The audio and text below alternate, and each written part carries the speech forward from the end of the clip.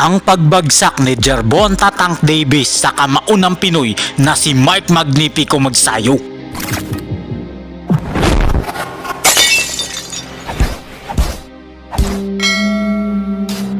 Si Jessel Mark Ariola Magsayo o mas kilala bilang Mike Magnifico Magsayo ay ang ipinagmamalaking boksingero ng bayan ng Tagbilaran, lalawigan ng Bohol.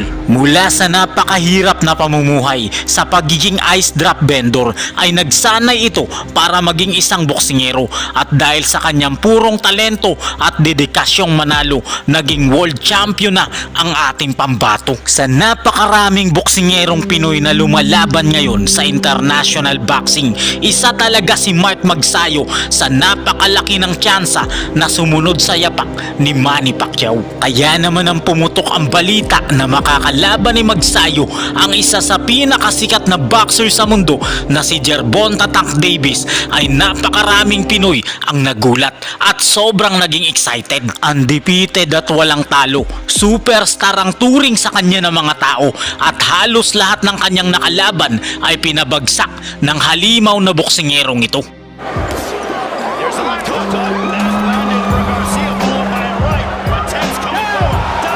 Alaga ni Mayweather versus alaga ni Pacquiao ang dalawang maglalaban, kaya napaka-exciting na magaganap na laban. Eto na po ang magiging pinakamalaking laban ni Magsayo ngayong taon, at sinisigurado ko sa inyo na gagawin lahat ni Magsayo upang manalo. Bagamat napakalakas ay 2 beses nang napabagsak si Tank Davis sa laban, at ang pinaka nagpahirap sa kanya ay si Isaac Pitbull Cruz na kaibigan at kasparing partner naman ni Magsayo. Kaya sa pamamagitan ng tamang pag-iensayo at mga payo ni Pitbull ay siguradong mananalo ang ating pambato. Kahit na itinuturing na isang heavy underdog itong si Magsayo, ay may isang legendary boxer naman na naniniwala talaga na kaya niyang manalo. He's better than Manny Pacquiao. Manny Pacquiao was doing like that.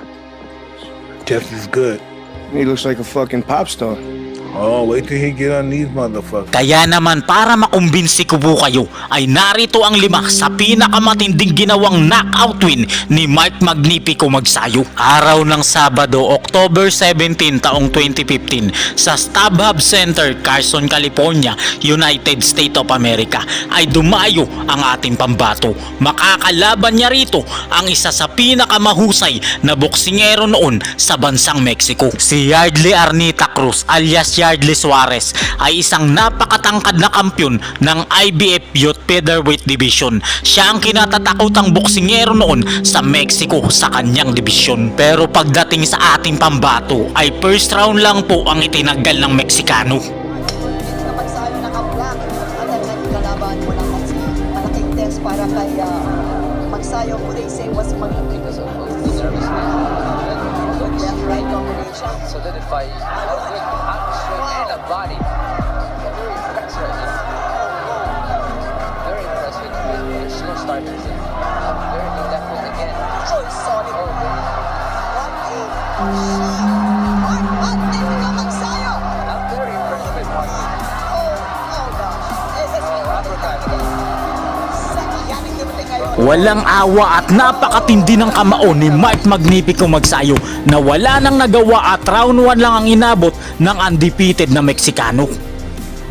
Pero bago ang video ay may papakilala muna ako sa inyo isang legit na trading app na nabigay talaga ng maraming pera sa akin, ang Pocket Broker. Dahil dito nabili ko na ang pinakabagong laptop ngayon sa market na pinapangarap ko noon pa man, at di na ako nawawala ng pera dahil sa app na ito. Kahit na baguhan ka pa lang sa pagtitrade ay madali mo itong matututunan. Ituturo ko sa inyo ngayon kung paano kumita ng instant $100 o halos katumbas ng 5,000 piso. Kailangan mo lang i-click ang link na nasa comment section at nasa description para may direct ka sa website ni Pocket Broker. Sa paggawa ng account ay madali lang din, i-click mo lang ang sign up at pwede mo rin gamitin ang iyong Google at Facebook account. Syempre wag mo kalimutan ang aking promo code na Simple100 para magkaroon ka ng bonus sa iyong unang deposito. At pag may account na po kayo, ito po ang makikita sa dashboard ng Pocket Broker, at sa aking nakikita nagtutuloy-tuloy ang trade pababa.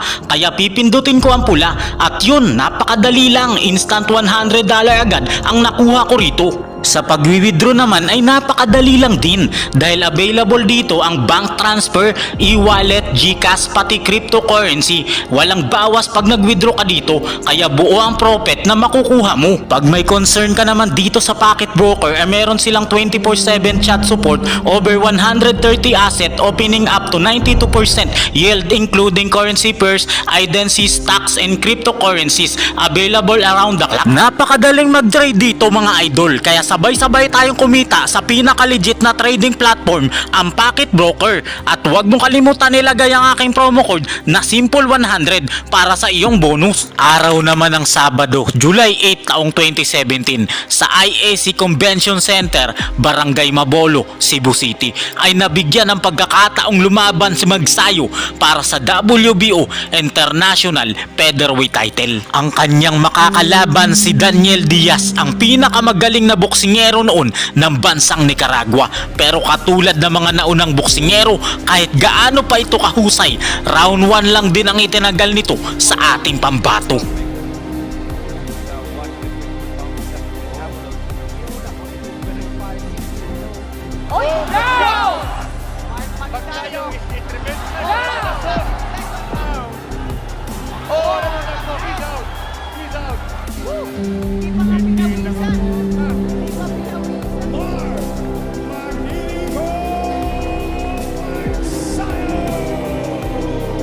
Araw naman ng Sabado, April 10 taong 2021 sa Mohegan Sun Casino and Casbel, Connecticut, USA ay muling ginimbal ni Magsayo ang mga American. Araw ng Sabado, August 21 taong 2021 sa makasaysayang T-Mobile Arena, Las Vegas, Nevada ay dumayo ang ating bida. Makakalaban ng ating pambato ang future superstar ng Mexico na si Julio Ceja.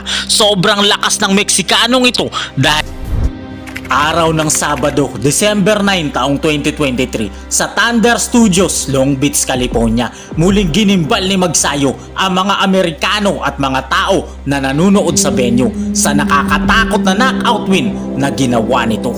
Sa round number 1, mas malaki kay Magsayo ang nakalaban niyang Mexicano, pero agresibo dito ang ating pambato. Gusto niya kaagad tapusin ang kalaban na Mexicano, kaya ang inabot nito ay bugbog sarado kay Mark Magsayo. How long will it last? I don't know. And after that, Afro Magsayo immediately. As Carlitos hit trouble, Magsayo coming out the tactics. His legs are early. He could get himself into this fight with Magsayo. Very quick feet. Gets in and out fast. Has fast hands. Quickly lost to Brandon Figueroa. A unanimous decision. Lost his last two. Lost to Ray Vargas. Split decision. Brandon Figueroa, unanimous decision. He's now 8 up. That's how an opportunity and spot came up on this show. Said yes. Check the ego. Not a main event. The fourth fight of the night. To just get the work. What a concept. Fighters fighting, Rich. That's it. I talked to Martin some audio about it. What are you guys doing in this fight? And he's, we're kind of testing. We're testing. Bigger, medium, large. To be a year without fighting. And you mentioned he ended up like 1-1 yet. We know that Magsayo has world-class skills. I mean, he beat Gary Russell. That's not an easy thing to do. He also beat that was the main event tonight, Rigo Hermosillo, back in 2020. In a tougher than expected fight. A decision. That was a good one. Carlito. He's tough. I did a telecast at Magsayo very early in his career, and it was all of that ex-Manny Pacquiao nonsense that was he's a fighter. And they both had come to the whole club. Do we need a referee now? No, didn't take any longer yet.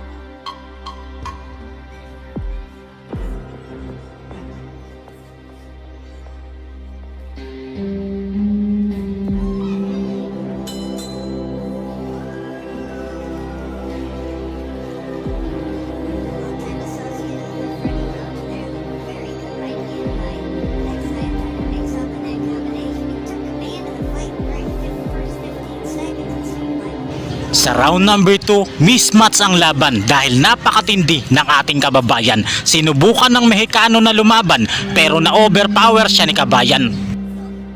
Canelito lo está puso. Ay, Magsayo.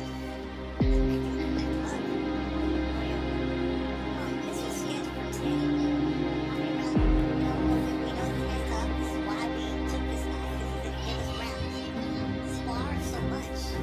And you can burn out a fighter that way too. A fighter train. And if there's nothing at the end as a reward, we've been around guys who say, know that they have a fight game, all of a sudden just switches up. Marvin doesn't speak English, he understood. Put the uppercut from backside, let's see. Shout out to everybody watching us, CBF Promotions, and that guy, it's all fight stars. At the top of the hour will be Adrian Corona y Idaho Benitez. Saludos por ahí, nos sacan de México, esperando la pelea de Idaho.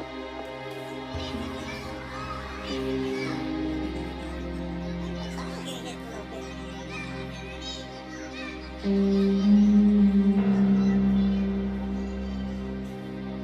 See, Magsayo's trucks.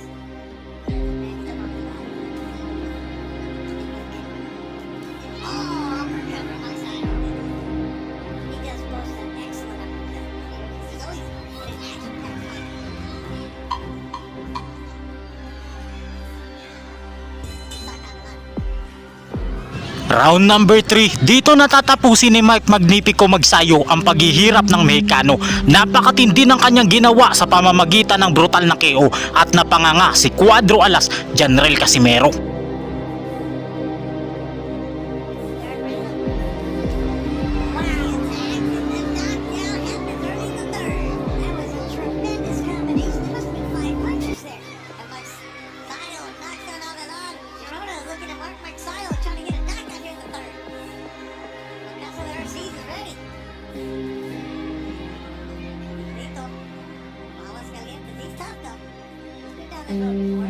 Magsayo just flew in there throwing punches. Canelito needs a move. Not do punches like he is right now.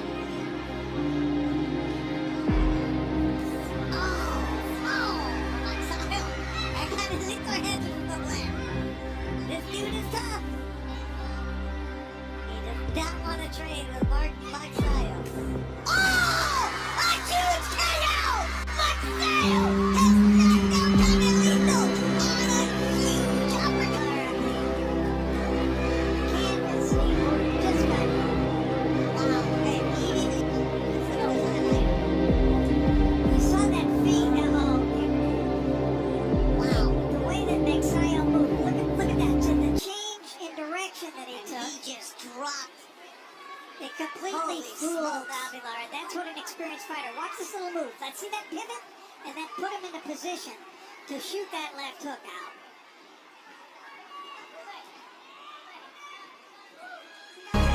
Si Mike Magnifico Magsayo ang isa sa pag-asa ng Pilipinas na nagbibigay ng karangalan at pambihirang lakas ang pinapamalas.